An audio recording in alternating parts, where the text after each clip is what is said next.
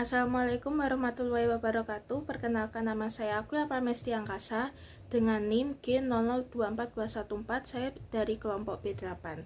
Pada hari ini saya akan menjelaskan laporan anatomi praktikum ketiga dan saya akan membacakan soalnya.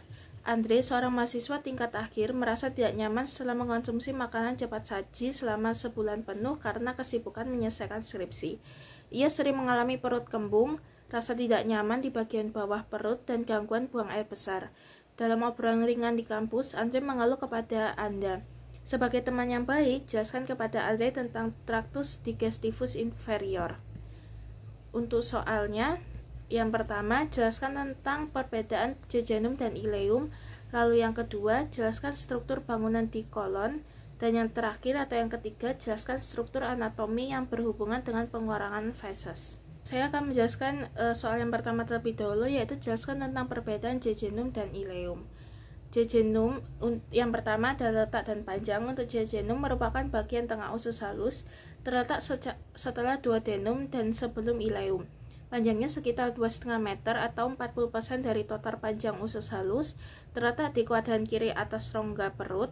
Lalu untuk ileum sendiri adalah bagian terakhir dari usus halus, terletak setelah jejunum dan sebelum cecum atau usus besar. Panjangnya sekitar 3,5 meter atau 60% dari total panjang usus halus, terletak di kuadran kanan bawah rongga perut. Untuk fungsi utamanya, jejunum sendiri tempat penyerapan utama nutrisi makro seperti karbohidrat, protein, dan lipid, lalu sebagai besar vitamin larut udara.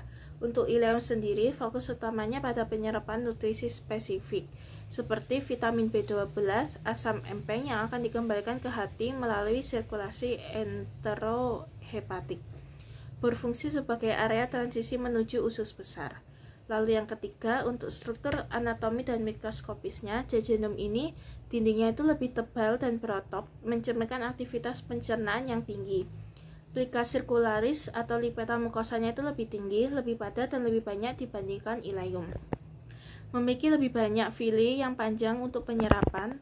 Lalu terakhir ada kapiler lebih banyak untuk menyerap nutrisi yang lebih cepat. Lalu yang terakhir ada ileum, dindingnya itu lebih tipis dan kurang berotot. Plica sirkulasi lebih rendah atau bahkan hilang di bagian distal atau dekat cecum. Memiliki Peyer's spot mengumpulkan jaringan limfosit untuk mendukung fungsi imun melawan mikroorganisme dari usus besar. Dan yang terakhir, villinya itu lebih pendek dan lebih jarang dibandingkan dengan jejunum. Untuk vaskularisasinya, jejunum sendiri memiliki vaskulari lebih kaya dengan cabang-cabang arteri mesenterika superior yang lebih banyak dan bercabang-cabang lebih pendek. Dan yang terakhir, tampak lebih merah saat operasi karena suplai darah yang lebih banyak. Untuk ileum sendiri, vaskularasinya itu lebih sedikit dan cabang arteri mesenterika superior yang lebih panjang dan lebih sedikit bercabang, tampak lebih pucat dibandingkan jejunum. Untuk aktivitas mikrobiotanya, jejunum sendiri itu lebih rendah karena pH relatif asam dan proses pencernaan massa dominan. Untuk ileumnya, mikroba yang membantu menfermentasi sisa makanan dan memproduksi vitamin K. Untuk soal yang B, jelaskan struktur bangunan di kolon. Di bagian-bagian kolon sendiri, kolon itu terdiri dari beberapa segmen yang masing-masing memiliki peran dan proses pencernaan di akhir. Yang pertama, ada cecum. Bagian awal usus besar menerima sime dari ileum melalui katup ileosekal. Lalu ada kolon ascendens, yaitu naik di sisi kanan rongga perut. Lalu ada kolon transversum membentang horizontal di atas rongga perut. Lalu ada kolon descendens, itu turun di sisi kiri rongga perut, dan kolon sigmoid bagian berbentuk S sebelum rektum. Untuk lapisan-lapisan dinding ususnya itu, yang pertama ada mukosa, itu ada epitelium, disusun oleh epitel kolumner sederhana dengan banyak sel goblet yang menghasilkan lendir untuk melumasi permukaan usus besar. Lalu ada lamina propria, mengandung jaringan ikat longgar dan jaringan limfosit untuk melindungi dari infeksi mikroba. Lalu ada muscularis mucosa, lapisan tipis otot polos di bawah lamina propria berfungsi untuk menggerakkan mukosa. Lalu yang B ada submukosa, terdiri dari jaringan ikat padat yang mengandung pembuluh darah dan limfatik besar dan jaringan saraf dari splecus submukosa atau Meissner. berfungsi untuk mendukung nutrisi dan regulasi sekresi mukosa. Lalu yang C ada otot propria, yaitu ada lapisan sirkulasi dalam, lapisan longitudinal luar, berfungsi untuk menghasilkan gerakan heaustrasi atau kontraksi kantong-kantong kecil, dan parestatik massal untuk mendorong feses menuju rektum.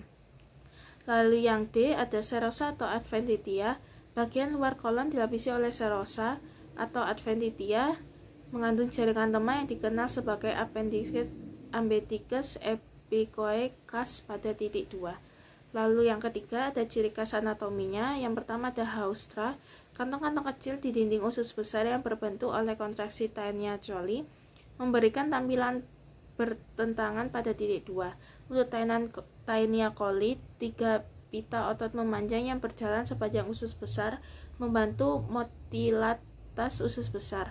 Lalu yang terakhir adalah lampiran epicoes, struktur seperti kantong lemah yang tergantung di luar usus besar, berfungsi sebagai cadangan energi atau bantalan pelindung. Lalu yang keempat ada mikrobiota usus besar. Fungsinya itu untuk fermentasi serat yang tidak terjena menjadi asam lunak rantai pendek, vitamin sintesis seperti vitamin K dan vitamin D. Lalu yang kelima ada fungsi dan adaptasi. Struktur bangunan kolon dirancang untuk menjalankan fungsi seperti penyerapan udara dan elektrolit, lalu pembentukan dan penyimpanan feses, dan pertahanan imun.